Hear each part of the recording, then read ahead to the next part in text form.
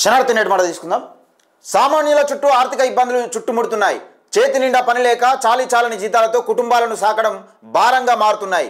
పెరిగిన నిత్యావసర ధరలను భరిస్తూ బజారులో ఏది కొందామన్నా అందనంత ఎత్తులో రేట్లు అవకాశాన్ని అంటుతున్నాయి. పేద మధ్యతరగతి బతుకులకు తూట్లు పొడుస్తున్నాయి. సంఘంలో తల ఎత్తుకోలేని సామాన్యుడు ఒక్కపూట తిండి కోసం బ్రతుకు పోరాటం చేస్తున్నాడు. ప్రభుత్వాలు ప్రతి ఏటా లక్షల కోట్ల బడ్జెట్ ప్రవేశపెడుతున్నా పేదోళ్ళ తలరాతలు మార్చలేకపోతున్నారు. సంక్షేమ పథకాల పేద ప్రజల వద్దకు చేరలేకపోతున్నాయి. పైరవికారులకు నాయకులకు అనుచరులు మాత్రమే ఉచిత పథకాలు చేరవేస్తున్నాయి.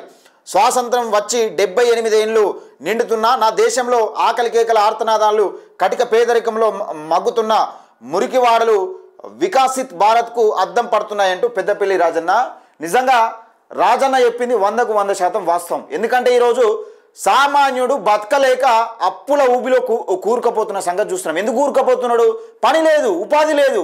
మనం ఏమన్నా అంటే నాకు ఫ్రీ బస్ ఇస్తాడో లేకపోతే నాకు పింఛన్ ఇస్తాడో మనం గివ్వే చూస్తున్నాం. గట్లే నా కొడుకు ఉపాధి ఇస్తుండా, నా కొడుకు 20,000 ఉద్యోగం వస్తుందా, మరి డిగ్రీ చదివినోడు 10,000 ఉద్యోగం కోసం ఎందుకు తిరుగుతున్నాను ఈ రోజు అని ఆలోచించినావా? నువ్వు ఓట్లు వేసే రోజు నీ హక్కుల గురించి, నీ భవిష్యత్తు గురించి, నీ భావితరాల భవిష్యత్తు గురించి ఈ తినిపిచ్చుడు తాగిపిచ్చుడు ఇది కాదు విషయం. నీ డిగ్రీ చదివిన కొడుకు ఉద్యోగం ఎందుకు వస్తలేదని ఒక్కరోజు ఆలోచించి ఓటేసినావా? అట్లా ఓటేసినప్పుడు మనం బతకగలుగుతాం, నలుగురిని బతికేయగలుగుతాం.